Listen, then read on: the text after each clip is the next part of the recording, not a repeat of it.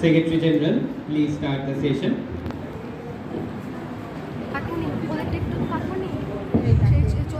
Good afternoon to everyone. Now the two members, please be ready to take oath or affirmation. Honorable Speaker Sir, the first member is Srimati Priya Saha, who stands elected from Darjeeling constituency of West Bengal, will now take the oath in Bengali. Srimati Priya Saha, please.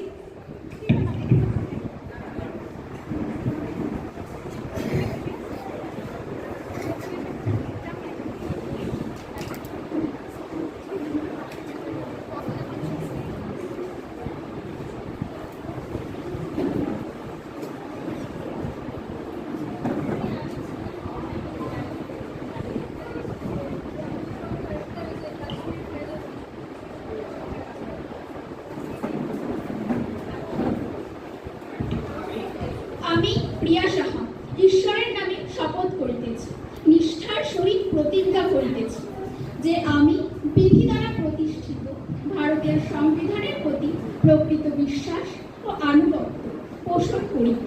আমি ভারতের সার্বভৌম ও সংহতি রক্ষা করিয়া চলিব এবং যে কর্তব্য ভার আমি গ্রহণ করিতে চলিয়াছি তাহা বিশ্বস্তভাবে নির্বাহ করিব।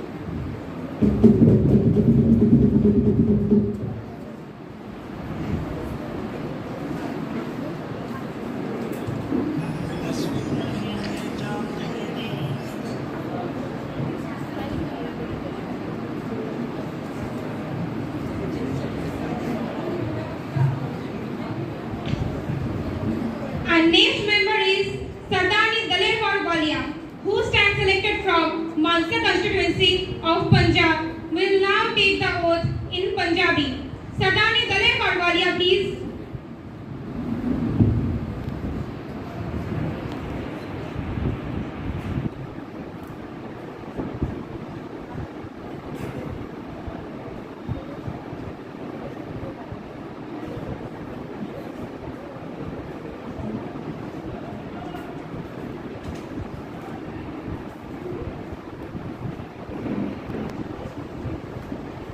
Ma'am, मैं सरदारनी दलेर कौर वाली ਹਾਂ ਪਾਰਲੀਮੈਂਟ ਦੇ ਹੇਠਲੇ ਸਦਨ ਦਾ ਮੈਂਬਰ ਚੁਣੇ ਜਾਣ ਤੋਂ ਬਾਅਦ ਰੱਬ ਦੀ ਸਹੁੰ ਖਾਂਦੀ ਹਾਂ ਕਿ ਮੈਂ ਕਾਨੂੰਨ ਦੁਆਰਾ ਸਥਾਪਿਤ ਭਾਰਤ ਦੇ ਸੰਵਿਧਾਨ ਪ੍ਰਤੀ ਸੱਚਾ ਵਿਸ਼ਵਾਸ ਅਤੇ ਵਫਾਦਾਰੀ ਰੱਖਾਂਗੀ ਕਿ ਮੈਂ ਭਾਰਤ ਦੀ ਪ੍ਰਭੂਸੱਤਾ ਬਣਾਵਾਂਗੀ ਅਤੇ ਅਖੰਡਤਾ ਬਣਾਈ ਰੱਖਾਂਗੀ ਅਤੇ ਵਫਾਦਾਰੀ ਨਾਲ ਉਸ ਫਰਜ਼ ਨੂੰ ਨਿਭਾਵਾਂਗੀ ਜਿਸ ਵਿੱਚ ਮੈਂ ਦਾਖਲ ਹੋਣ ਵਾਲੀ ਹਾਂ।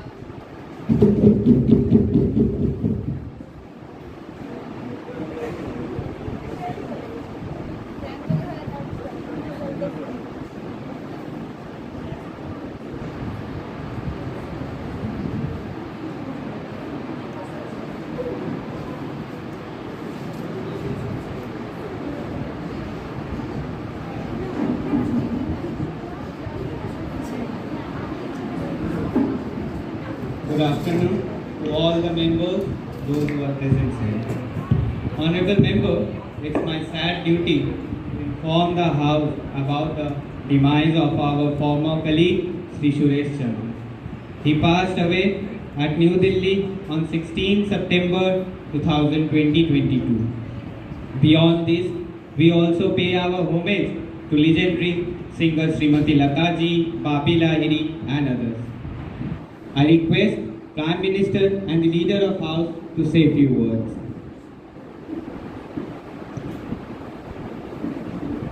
माननीय अध्यक्ष महोदय जी, मैं इस बारे में कुछ शब्द जरूर कहना चाहता हूँ।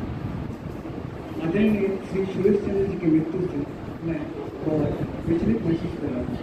वो न केवल हमारे पार्टी के एक निष्ठावान नेता थे, बल्कि एक अच्छे समाज सुधारक तथा एक अच्छे नागरिक भी थे। इसके अलावा हमने दो महान हस्तियों को भी गंवाया, श्री लता मंगेशकर जी एवं आदरणीय बापी लाहिरी। उनकी मृत्यु से भारत ने दो उज्जवल सितारों को भी गंवाया और उनकी कमी हमें हमेशा ही महसूस होगी। अब मैं और सदन के सभी सदस्य उनके और उनके परिवार के प्रति अपनी संवेदनाएं प्रेरित करते हैं। धन्यवाद। I request Leader of Opposition to say a few words. ধন্যবাদ। সেরকম একটি দিন আমাকে দেখতে হচ্ছে। সুরেশচন্দ্র বয়সে আমার থেকে অনেক ছোট ছিলেন। নীতিগত প্রশ্নে আমার সাথে বিরোধ ছিল ঠিকই, তবে আমার বিরোধী পক্ষের রাজনীতি করলেও আজ বলতে দ্বিধা নেই উনি অত্যন্ত ভালো মানুষ ছিলেন। কখনো ব্যক্তিগত স্বার্থে কিছুই করেন। সমাজ ও মানুষের ভালো করার লক্ষ্যই ছিল ওনার প্রধান উদ্দেশ্য। আজ আমি সত্যি ভীষণ দুঃখিত এমন একজন মানবদরদী মানুষের অকাল প্রয়াণে। এ কথা মেনে নেওয়া খুবই কষ্টকর। ঈশ্বর ওনার আত্মার শান্তি দিন, ওনার পরিবারের সদস্যদের এই বিপদ কাটিয়ে ওঠার শক্তি যোগান। সর্বশক্তিমান ঈশ্বরের কাছে এই কামনা করি। এছাড়া লতা মঙ্গেশকর, বাপি লাহিড়ী, কে এনাদের মতন মহান ব্যক্তিত্ব যারা দীর্ঘকাল ধরে ভারতের এন্টারটেনমেন্ট ইন্ডাস্ট্রিতে থেকে আমাদের আনন্দ প্রদান করে গেছেন, তাদের সকলের অকাল প্রয়াণে আমরা অনেক দুঃখিত। তবে তারা সর্বদা আমাদের হৃদয়ে অমর হয়ে থাকবেন। সর্বশক্তিমান ঈশ্বরের কাছে তাদের সকলের আত্মার শান্তি কামনা করি। ধন্যবাদ। Thank you. The house may stand in silence to express our deep sorrow. Time start now.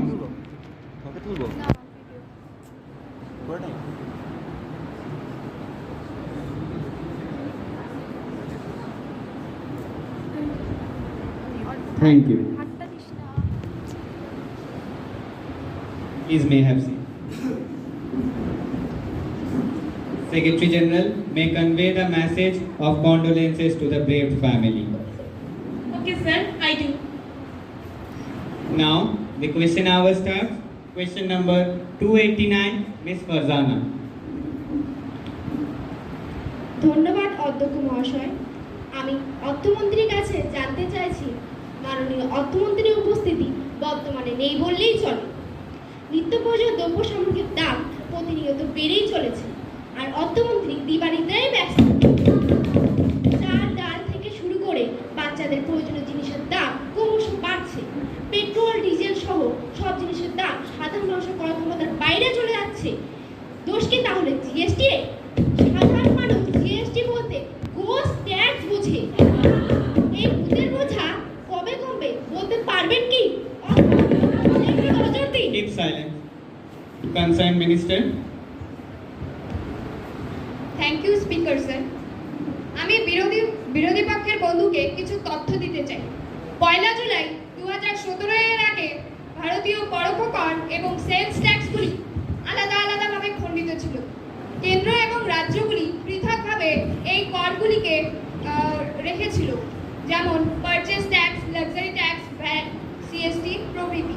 এখন ওয়ান নেশন ওয়ান ট্যাক্সের আওতায় এই ট্যাক্সগুলিকে একটি ইউনিফর্ম সিস্টেমে আনার জন্য জিএসটি অর্থাৎ গুডস অ্যান্ড সার্ভিস ট্যাক্স আনা হয়েছে। এই ট্যাক্সগুলির গুরুত্ব কি সেটা আমরা সবাই জানি। মাননীয় স্পিকার স্যার, বিরোধী পক্ষের বন্ধু হয়তো জানে না দেশের ইকোনমিক গ্রোথের জন্য এই ট্যাক্সগুলির গুরুত্বটা কতটা। মাননীয় স্পিকার স্যার, বিরোধী পক্ষকে একটু বলুন একটু খোঁজ খবর রাখতে। আপনাকে দেশের বাইরে যেতে হবে না, আপনাকে দেশের বাইরে যেতে হবে না, ঘরে বসেই দেখতে পারবেন ভারতের থেকে উন্নত দেশগুলি তাদের ট্যাক্স রেট ভারতের থেকে দ্বিগুণ। ধন্যবাদ। Thank you. Question number 290, Mr. Ayush. ধন্যবাদ অধ্যক্ষ মহাশয়। আমি আপনার দ্বারা মাননীয় প্রতিরক্ষা মন্ত্রীর কাছে জানতে চাইছি, সরকার প্রতিরক্ষা ক্ষেত্রে যে নতুন চাকরির কথা বলেছেন সেখানেও কন্ট্রাকচুয়াল সিস্টেম চালু করতে চাইছে সরকার, যেখানে 4 বছর চাকরি করার পর আবার 75%কে সিভিল লাইফে ফিরে যেতে হবে। এরপর বলা হয়েছে ওই সব যুবকদের অগ্রাধিকার দেওয়া হবে। আমার প্রথম প্রশ্ন, মাননীয় প্রতিরক্ষা মন্ত্রী, চাকরি দেব এবং অগ্রাধিকার দেব দুটোর মধ্যে কিন্তু পার্থক্য আছে। যে রাজ্যে আপনাদের সরকার নেই সেখানে কি হবে? আমার দ্বিতীয় প্রশ্ন, ঘষতে একটি সোনা তৈরি হয়, কিন্তু এখানে তো কেবল হাতে বন্দুক দিয়ে টাট্টু ঘোড়া বানানো হচ্ছে না, দেশের সৈন্য বানানো হচ্ছে। তারা যদি জানে 4 বছর পর তাদের চলে যেতে হবে, তাহলে তারা কতটা শিখবে? আমার তৃতীয় প্রশ্ন, সরকারের এটা হতকারিতার ফলাফল। এই নিয়ে কি আপনারা কোনো আলোচনা করেছেন? কোনো পাইলট প্রোগ্রাম করে দেখা হয়েছে যে এটা আদৌ সম্ভব কিনা, এর সাইড এফেক্ট কি হচ্ছে? আমার চতুর্থ প্রশ্ন, 4 বছর পরে কি তাহলে তাদের কাছে থাকছে শুধু প্রতিশ্রুতি, আশা আর অগ্রাধিকারের বক্তব্য, কিন্তু কংক্রিট কিছু কি তারা পাচ্ছে? Thank you. Concerned Minister, please. Thank you speaker. আপনি যে বলেছেন যে প্রকল্পটির কথা, সেই প্রকল্পে আমরা আগেই বলেছি যে ক্লাস 10 পাসের পর থেকেই আমরা যুবক যুবতীদের এই প্রকল্পের আওতাভুক্ত করব, এবং তারা যখন সেই প্রকল্পের আওতায় কর্মরত থাকবে তাদেরকে বিভিন্ন টেকনিক্যাল শিক্ষা দিয়ে তাদেরকে শিক্ষিত করে তুলে তাদেরকে অবসর দান করা হবে। তার ফলে তারা কর্মের পরে বিভিন্ন উচ্চশিক্ষা বা বিভিন্ন কর্মের জন্য যোগ্য থাকবে। এবং আপনার দ্বিতীয় প্রশ্ন অনুযায়ী সোনাকে ঘষেই সোনা তৈরি হয়, লোহাকে ঘষে নয়। মাননীয় মন্ত্রী, আমরা জানি সোনাকে ঘষেই সোনা আমাকে হয়। শেষ করতে দিন। যারা আসল সোনা তারা 25% হিসেবে রয়ে যাবে, এবং যারা আসল সোনা নয় বা সৈন্য হিসাবে তারা থাকতে পারছে না, তারা 75% হিসেবে তাদেরকে অবসর দান করানো হবে। এবং আপনার একটি সমীক্ষা জেনে রাখা ভালো, যেখানে দেখা গেছে 5-6 বছর পর বিভিন্ন সৈন্য অধিকারী তারা স্বইচ্ছায় অবসর গ্রহণ করে নেন। প্রতিরক্ষার মতো এত গুরুত্বপূর্ণ জায়গায় কেন পারমানেন্ট নিয়োগ থাকবে না? আমার মনে হচ্ছে না আমাদের এই প্রকল্পটির ফলে আমাদের এই প্রতিরক্ষার ক্ষেত্রে কোনো ঘাটতি উঠে আসবে। এবং আপনার তৃতীয় প্রশ্নের অনুযায়ী আমরা অবশ্যই এই নিয়ে আলোচনা করেছি, এবং বিভিন্ন সৈন্য আধিকারিকদের সাথে বৈঠক করেই তারপরে আমরা এই প্রকল্পটি লঞ্চ করেছি। মন্ত্রী মশাই, আপনারা তো সবকিছু রিসার্চ এবং আলোচনা করেই করেন, কিন্তু পরে গিয়ে কি ব্যর্থ হয়ে যান? সেটা হয়তো আপনাদের সময় হতো, এটা আমাদের সময় হবে না। আমাদের প্রকল্পটি সদ্য লঞ্চ হয়েছে এবং এটিকে কার্যকর হতে দিন, তারপরে আপনি এই প্রশ্নটি করুন। এবং আপনার চতুর্থ প্রশ্নের উত্তর আমরা আগের সেশনে আলোচনা করেছি। আপনি এই হতকারীদের ফলে হয়তো আপনি ভালো করে মনোযোগ দেননি, তার ফলে আপনি এই কিছু জানেন না। Thank you. Question number 291, Miss Lisa. ধন্যবাদ অধ্যক্ষ মহাশয়। আমি আপনার মাধ্যমে মাননীয় শিক্ষামন্ত্রীর কাছে জানতে চাইছি, করোনা মহামারীর কারণবশত যে অনলাইন শিক্ষা ব্যবস্থা গৃহীত হয়েছে তা শিক্ষার্থীদের শিক্ষার মান উন্নত করার চেয়ে বেশি শিক্ষাকে কেবলমাত্র একটি রঙ্গভূমিতে পরিণত করেছে। কথায় আছে ছাত্র সমাজই দেশ গড়ার কারিগর, কিন্তু বর্তমানে অনলাইন শিক্ষা ব্যবস্থার ফলে সেই কারিগররাই কারি হয়ে গেছে। আমাকে প্রশ্ন করতে দিন।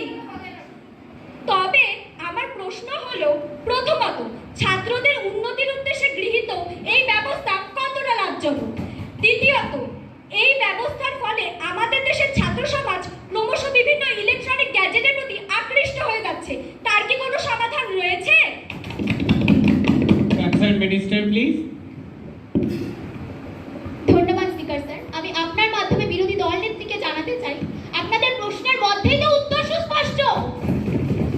দেশ তথা মহাদেশে মহামারী পরিস্থিতিতে শিক্ষা ব্যবস্থার কথা মাথায় রেখেই অনলাইন প্রক্রিয়ার মাধ্যমে শিক্ষা ব্যবস্থা কার্যকর করা হয়েছিল। সরকার কর্তৃপক্ষ ওই মহামারীকে ডেকে আনেনি। আমরা কখনোই দাবি করিনি। आपको बोलने का मौका दिया जाएगा, आप लोग शांत से सुनिए। তাছাড়া আমরা সকলেই জানি শিক্ষা আমাদের নতুন দক্ষতা এবং জ্ঞান শেখার বা শেখানোর একটি মাধ্যম। শিক্ষার বিভিন্ন মাধ্যমের সাথে আমরা সকলেই অবগত। তাছাড়া একটি দেশ, একটি রাজ্য, একটি জেলা তথা একটি শহর বা গ্রাম প্রত্যেকেরই উন্নতির মাধ্যম হলো শিক্ষা। এই শিক্ষার দূত ইউথ তথা তরুণ প্রজন্ম। শিক্ষা কিভাবে একজন ব্যক্তির জীবন পরিবর্তন করতে পারে তার সর্বোত্তম উদাহরণ হিসেবে আমরা ভারতের প্রাক্তন রাষ্ট্রপতি ডক্টর এপিজে আব্দুল কালামের কথা তুলে ধরতেই পারি। তাছাড়া আমি বিরোধী দল নেত্রীকে এই বিষয়ে অবগত করতে চাই, 2019 সালে শহরের শিক্ষার হার 83%, গ্রামীণ শিক্ষার হার 71%, যা 2020 থেকে 21 সালে বৃদ্ধি পেয়ে দেখা গেছে শহরের শিক্ষার হার 87.7% এবং গ্রামীণ শিক্ষার হার 73.5%। 2019 থেকে 21 সালের শিক্ষার হার সকলেরই দৃষ্টান্তপূর্ণ। অধ্যক্ষ মহাশয়, আমি এই বিষয়ে একটি প্রশ্ন করতে চাই। बोलिए। গত 30 বছরে শিক্ষাক্ষেত্রে উন্নতি খুবই কম হয়েছে বলে ধরে নেওয়া ভালো।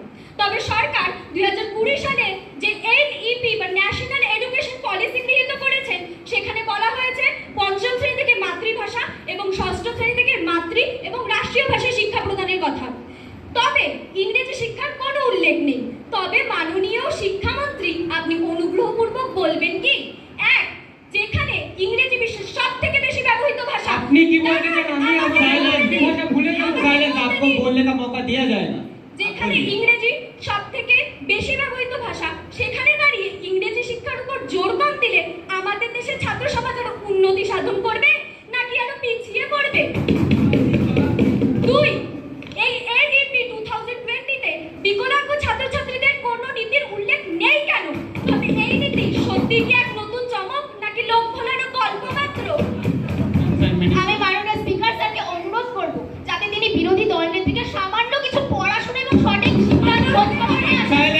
Please maintain the decorum of house. তাছাড়া গত মাসের ডিপার্টমেন্টের মিটিংয়ে এই বিষয়ে সুস্পষ্ট আলোচনা বুলেটিনে লেখাই আছে, একটু নজর দিন।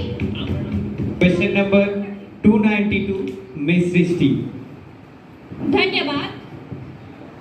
मैं पेट्रोलियम मिनिस्ट्री से जानना चाहूंगी, देश में सामानों का दाम बढ़ने का मुख्य कारण है फ्यूल प्राइस में वृद्धि। इसमें सरकार क्या कर रही है? मेरा दूसरा प्रश्न ये है कि रसिया और यूक्रेन जो एक यूरोपियन कंट्री है जिसमें क्राइसिस चल रहा है, इसमें भारत सरकार कुछ सोच भी रही है या नहीं? मेरा तीसरा और अंतिम प्रश्न ये है कि हमारे देश में फ्यूल सेल सर्विसिंग करने के लिए भारत सरकार कुछ परिकल्पना कर भी रही है या नहीं? Sir, Minister, please. ধন্যবাদ অধ্যক্ষ মহাশয়। মাননীয় অধ্যক্ষ মহাশয়, আমার বিরোধী সদস্য বন্ধু হয়তো সরকারি ডকুমেন্টসগুলো পড়েই দেখেননি। আমার গত দপ্তরে এ বিষয়ে বিস্তৃত আলোচনা করা হয়েছে যে পেট্রোলিয়াম প্রোডাক্টের মূল্য আন্তর্জাতিক বাজার ও অন্যান্য অনেক বিষয়ের উপর নির্ভর করে। আর আমরা অন্তত 2 থেকে 3 মাসের ফুয়েল সবসময় স্টকে রাখি। পেট্রোলিয়ামের বিকল্প রূপে আমরা সৌরশক্তি ও বিদ্যুৎ শক্তিকে কাজে লাগানোর কাজও চালিয়ে যাচ্ছি। আপনারা হয়তো ইতিমধ্যে লক্ষ্য করেছেন আমরা বিদ্যুৎ চালিত যানবাহন যেমন ইলেকট্রিক কার, টোটো, স্কুটি ইত্যাদি বাজারেও নিয়ে এসেছি। কাজে আশা রাখছি আমরা কিছুদিনের মধ্যেই আমাদের উদ্দেশ্যে সফল হব। ধন্যবাদ অধ্যক্ষ মহাশয়। सरकार क्या सपना देख रही है? कृपया रियलिटी पर आ जाइए। সরকার যদি স্বপ্ন দেখতো আপনাদের করা এসব অবাস্তব প্রশ্নের উত্তর দিতে তৈরি থাকতো না। Silence, keep silence. Question number 293, Miss Farzana. ধন্যবাদ অধ্যক্ষ মহাশয়। আমি প্রতিরক্ষা মন্ত্রীর কাছে জানতে চাইছি, চীন ভারতের সীমান্ত অঞ্চলগুলিতে ঢুকে পড়েছে। আমার প্রশ্ন, চীনের কতগুলি সৈন্য ঢুকেছে এবং কতটা জায়গা দখল করেছে, আর এর পিছনে কারণ কি? এখনো পর্যন্ত সরকার কোনো উত্তর দিতে পারছে না কেন? Sir, Minister, please. Thank you speaker sir.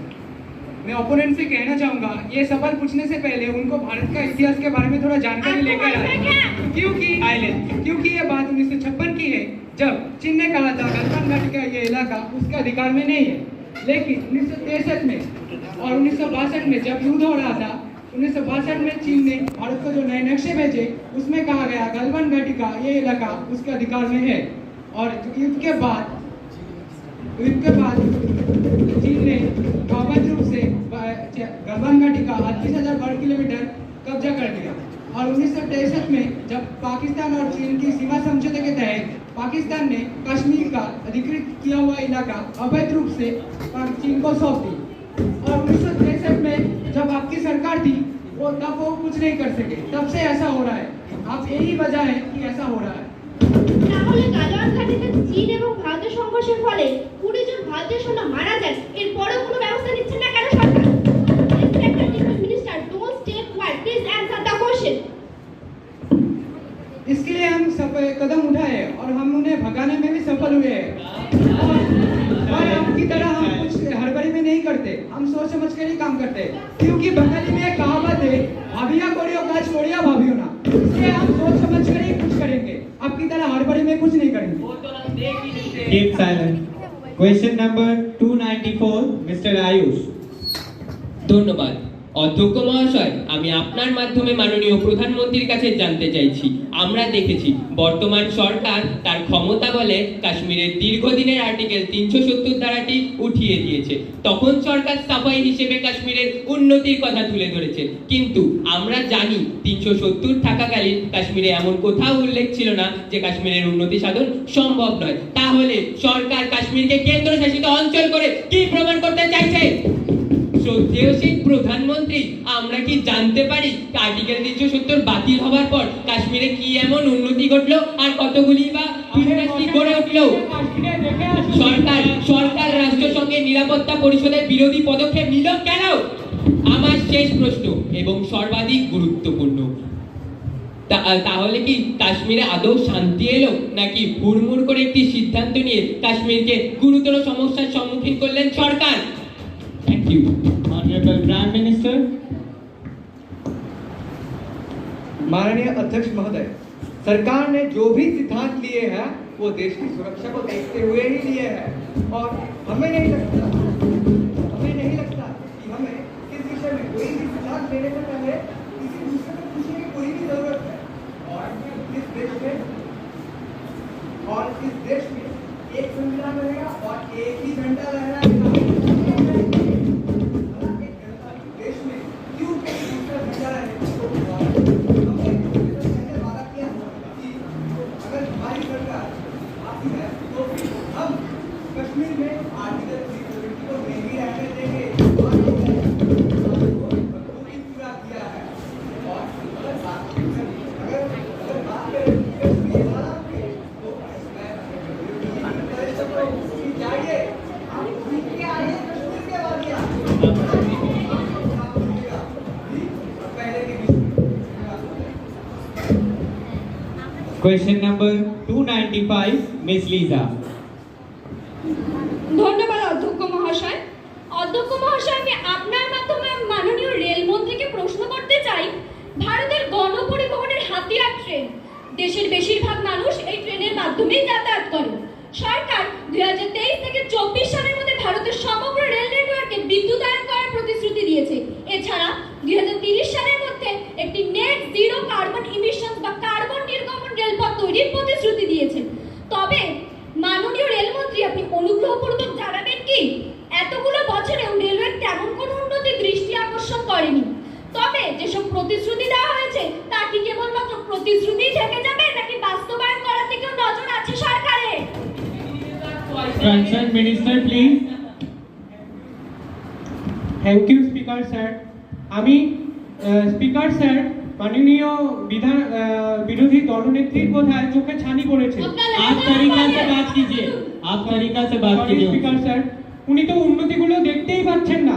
আমি কিছু তথ্যের মাধ্যমে পুরো বিষয়টিকে তুলে ধরতে চাই। আপনাদের সরকারের সময় অর্থাৎ 2004 থেকে 2014 সালে ভারতে প্রত্যেক দিন মাত্র 4.2 কিলোমিটার রেলওয়ে ট্র্যাক নির্মাণ হয়েছে। আর আমাদের সরকারের সময় ভারতে প্রত্যেক দিন 10.28 কিলোমিটার রেলওয়ে ট্র্যাক নির্মাণ হয়েছে। আপনাদের সময় রেলওয়ে প্রকল্পের বাস্তবায়িত হয়েছে মোট 4531টি, আর আমাদের সরকারের সময় রেলওয়ে প্রজেক্ট বাস্তবায়িত হয়েছে 12,000। आप बैठ जाइए, आपको मौका दिया जाएगा। রেলওয়ে ইলেকট্রিফিকেশন হয়েছে মাত্র 8,000 কিলোমিটার, আর আমাদের সময় রেলওয়ে ইলেকট্রিফিকেশন হয়েছে 18,000 কিলোমিটার, যা দ্বিগুণের চেয়েও বেশি। আর আমরা আশাবাদী 2024-এর মধ্যে পুরো প্রকল্পটি বাস্তবায়িত হয়ে যাবে। অধ্যক্ষ মহাশয়, আমি এই বিষয়ে একটি প্রশ্ন করতে চাই। हाँ, कीजिए। এছাড়া সরকার যে রেল বেসরকারীকরণের কথা বলেছে, সেখানে ট্রেনের ভাড়া বাড়ানোর কথাও তুলে ধরা হয়। আমরা যতদূর জানি ট্রেনে বেশি সংখ্যক খেটে খাওয়া এবং দিনমজুর ব্যক্তিরাই যাতায়াত করে। তবে সেক্ষেত্রে রেলের বেসরকারীকরণ করতে তারা কি করে যাতায়াতে সক্ষম হবে? সমাজ শুধুমাত্র উচ্চবিত্ত মানুষদের নিয়ে গঠন করা হয় না, সে কথা আপনাদের সরকার কি ভুলে গেছে নাকি বিরোধীরা কখন বিরোধ করবে সেই অপেক্ষায় আছে? Thank you speaker sir. আমি বিরোধী পক্ষকে বলবো, বিশ্ব অর্থনীতি সম্পর্কে অল্প খোঁজ খবর রাখুন। বিশ্বায়নের প্রভাবে শুধুমাত্র রাষ্ট্রীয় উদ্যোগে সব সমস্যা করা সম্ভব নয়, ফলে ব্যক্তিগত মালিকানার কিছু কিছু অংশ ছাড়তেই হবে। আর আমরা সাধারণ মানুষের সম্পর্কে ওয়াকিবহল, সাধারণ মানুষের যাতে কোনো অসুবিধা না হয় সেটি আমাদের সরকারের মাথায় আছে। আর চুক্তি ফাইনাল করার আগে সব কিছুই সবাইকে জানানো হবে। আমরা আশাবাদী ভাড়া সংক্রান্ত বিষয়টি আমাদের নিয়ন্ত্রণাধীন থাকবে। আর আমরা কথা নয় কাজে বিশ্বাসী। আমাদের সরকার ভেদাভেদের রাজনীতি করে না madam. Thank you. Question number 296, Miss Farzana. ধন্যবাদ অধ্যক্ষ মহাশয়। আমি বিদেশ মন্ত্রীর কাছে জানতে চাইছি, মাননীয় বিদেশ মন্ত্রী যে ইউক্রেন থেকে আমাদের দেশে বিদ্যার্থীদের আনার জন্য অর্ডার দিয়েছিলেন, সেই অর্ডার দেওয়ার পরেও আমাদের দেশের বিদ্যার্থী তথা আমাদের দেশের জনগণ সময় মতো কেন পৌঁছালেন না? ওই একই সময় ইউএস, ইউকে, জার্মানি এবং অন্যান্য দেশে কোনো রকম প্রবলেম হলো না, ওরা সেফলি পৌঁছালেন। Concerned Minister, keep silent. Concerned Minister, please. Thank you, Honorable Speaker. So the issue related to an advisory I would like to request my opposition friend, please try to understand what the situation was. Because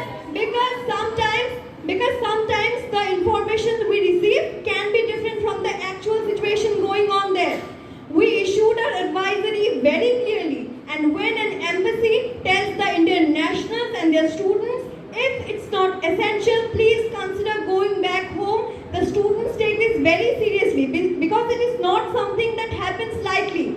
Our students had to face many problems. The universities were not ready to offer them online courses and even said if they leave, they are endangering their degree.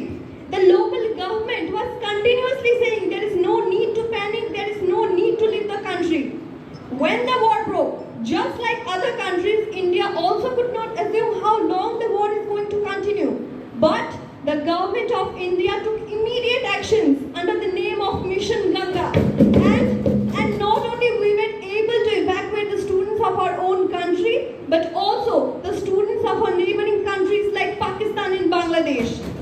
So, if my opposition friend doesn't know, I would like to inform that India was the quickest country to respond. So the only delay was due to procedural matters during the war crisis time, and that was mandatory. Thank you, Honorable Speaker. Thank you. অধ্যক্ষ মহাশয়, আমরা জানতে চাই ইউক্রেনে কি আমাদের দেশে কেউ মৃত বা জীবিত অবস্থায় আছেন? তাদের দেশে ফেরার জন্য আপনি কি ব্যবস্থা নিচ্ছেন? Concerned Minister. Thank you, Honorable Speaker. The Ministry of External Affairs is very concerned about each and every Indian who are there living in Ukraine. And please let me finish. According to our report, there are still some Indians who are there left in Ukraine, but I would like to inform everyone they are completely safe and healthy. And to ensure their security, the Indian Embassy is continuously keeping an eye on them. Thank you, Honorable Speaker. Question number 297, Srishti. धन्यवाद speaker sir. मैं external affairs ministry से जानना चाहूंगी, रसिया और Ukraine के conflict में India ने जो न्यूट्रल पोजीशन को होल्ड करा है, जिसमें इंडिया और वेस्टर्न कंट्रीज के रिलेशन में जो गैप हुआ है, उसमें सरकार कुछ सोच भी रही है या नहीं, या बैठे बैठे तमाशा देख रही है? Concerned Minister, please. Thank you, Honorable Speaker. So, I think I would like to tell my opposition friend, if you focus on your question, I think you will get the answer. Because what she is saying is India is following an independent foreign policy, which is not biased or controlled by any other power of states. India's only intention is national interest, and that is why India did not support USA or any other country. For India's national interest, India has been purchasing crude oil that is available at a lower rate in any part of the world. It can be Russia, it can be Ukraine, or it can be any other country.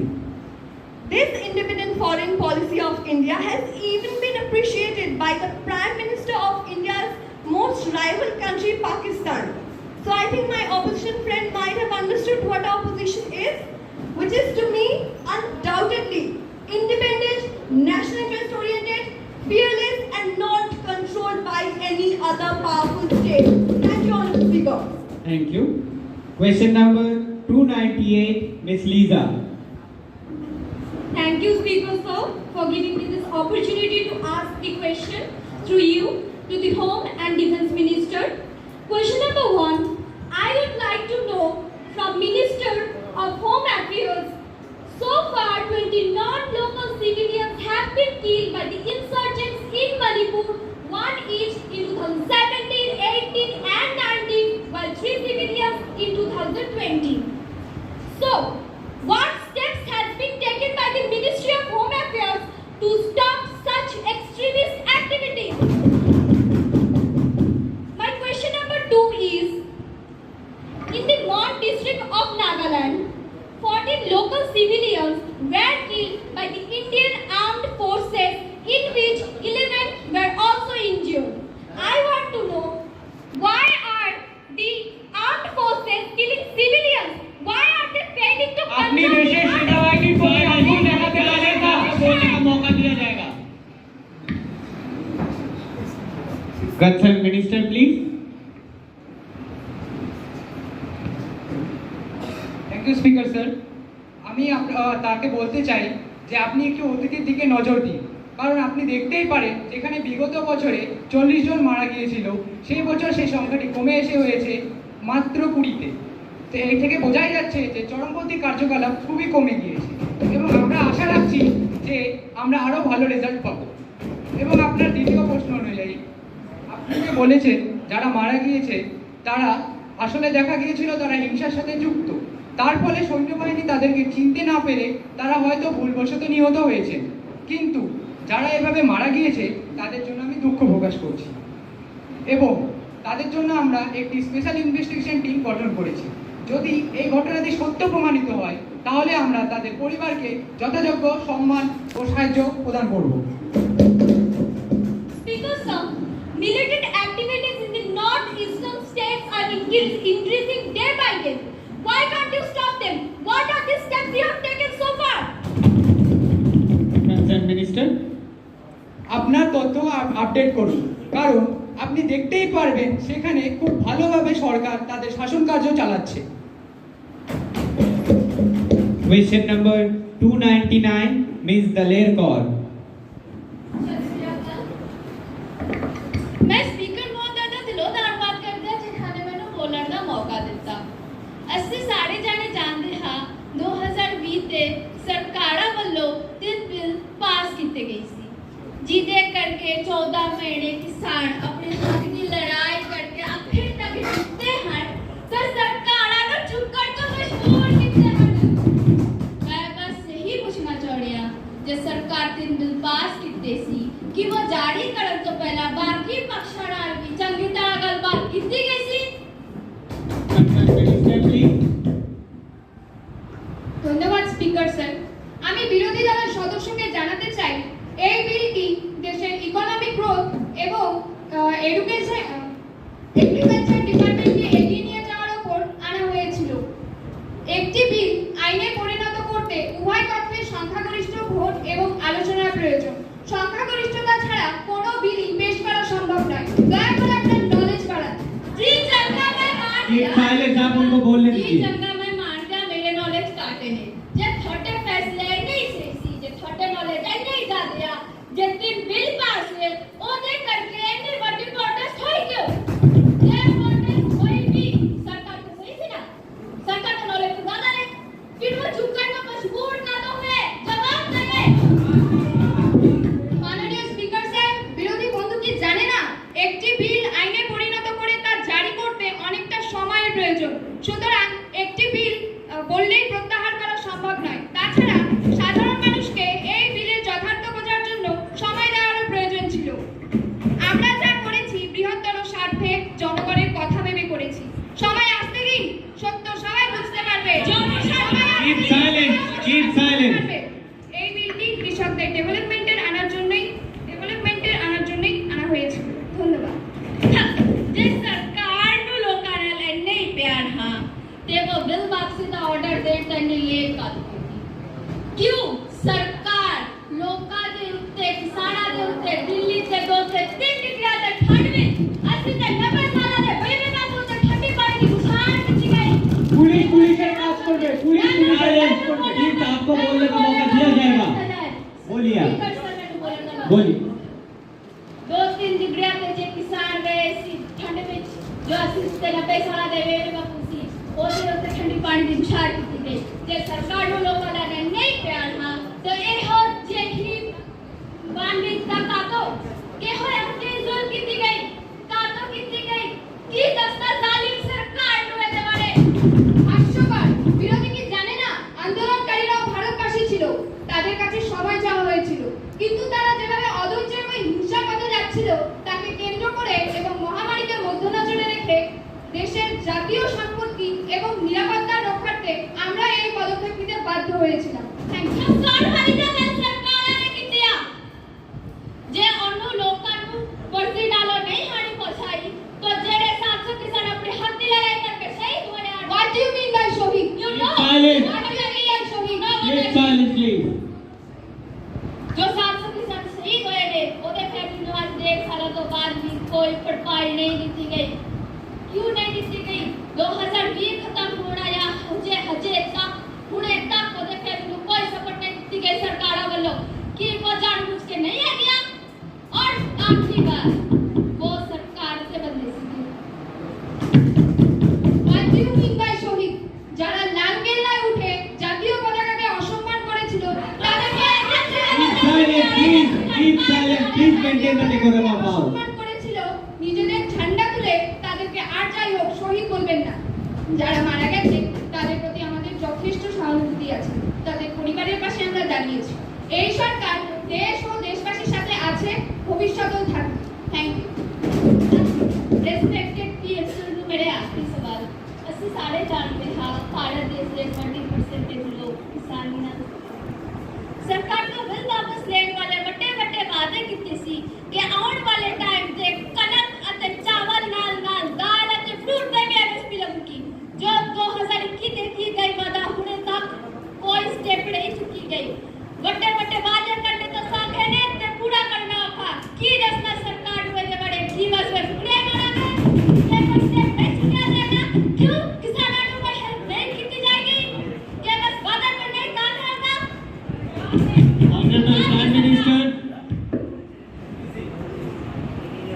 माननीय महोदय, सरकार अपने वादों को जरूर पूरा करेगा। और फिलहाल मुझे लगता है कि मेरे विरोधियों ये भूल रहे हैं कि एक बिल को पास करने के लिए समय और पर्याप्त आलोचना दोनों की ही जरूरत पड़ती है। और एमएसपी जल्द से जल्द लागू होने वाली है। तब तक सरकार हर एक चीज पर नजर गड़ाए बैठी है। धन्यवाद। आशा करते हाँ सरकार नरम सीट देवे के बस कुकड़िया ना मारे, छेती कोई स्टेप चुके ते किसानों को हेल्प करे। सत श्री अकाल। धन्यवाद। অবশ্যই আমরা এ নিয়ে ভাববো। আপনারা मैं आप बैठे हो बेटा। No more supplementary questions. In the last meeting, we have already discussed about the bill number 823, namely Anti-Defection Amendment Bill 2022, intent to stop change of party, that is defection after election. It is sent to the select committee, and the select committee has also said the same and recommended the same bill. So members, let us proceed for the approval. Those who are in the favor, please say yes. Yes. Those who are in against, please say no. No.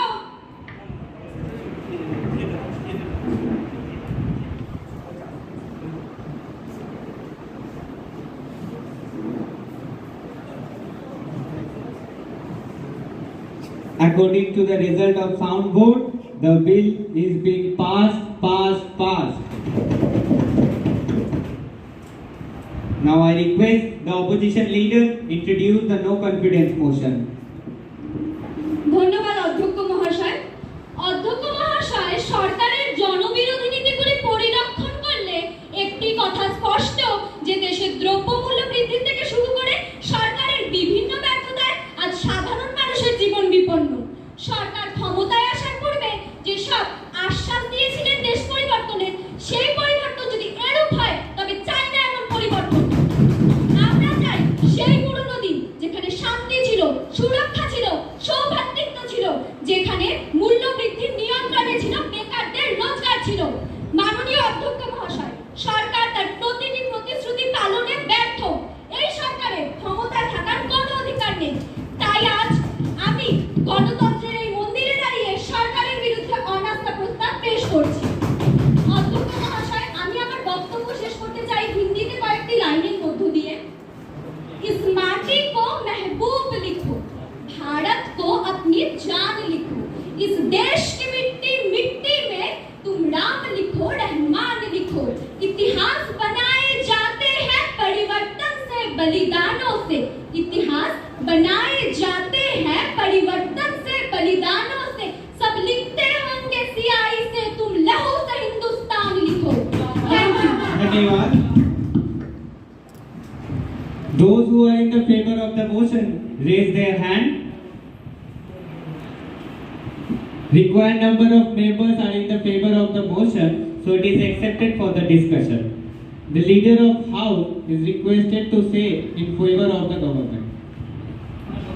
माननीय अध्यक्ष महोदय, अभी राष्ट्रीय तथा अंतर्राष्ट्रीय क्षेत्रों में हालत बद से बदतर हो रहे हैं और मुझे यकीन है कि इस समय देश को कोई भी योजना इससे बेहतर तरीके से नहीं संभाल सकती जो हम कर रहे हैं। और अगर सरकार की कामों की बात किया जाए तो फिर मैं ये कहना चाहूंगा कि सरकार अपने सारे वादों को पूरा करेगा और अभी तक बहुत सारे योजना साकार हो चुके हैं और आगे भी हम अपना काम जारी रखेंगे। तब तक मैं यही कहना चाहूंगा कि सफर में रुकावटें तो होंगी, चल सको तो चलो। सफर में रुकावटें तो होंगी, चल सको तो चलो। जिंदगी में कठिनाई तो होंगी, आगे बढ़ सको तो बढ़ो। महोदय, मैं आज सदन के सभी सदस्यों से ये वादा करता हूँ कि मैं अपने देश को कभी झुकने नहीं दूंगा। धन्यवाद। Those who are in the favor of the motion, raise their hand. Those who are in against, the motion is rejected. Please keep silent. Please keep silent. Sit down. Before I adjourn the house, let us sing the national anthem. আরে মনীষকা এটা বন্ধ করতো। বন্ধ কেন করবো? আজ জাতীয় সঙ্গীত হবে তো। এটা শুনলি।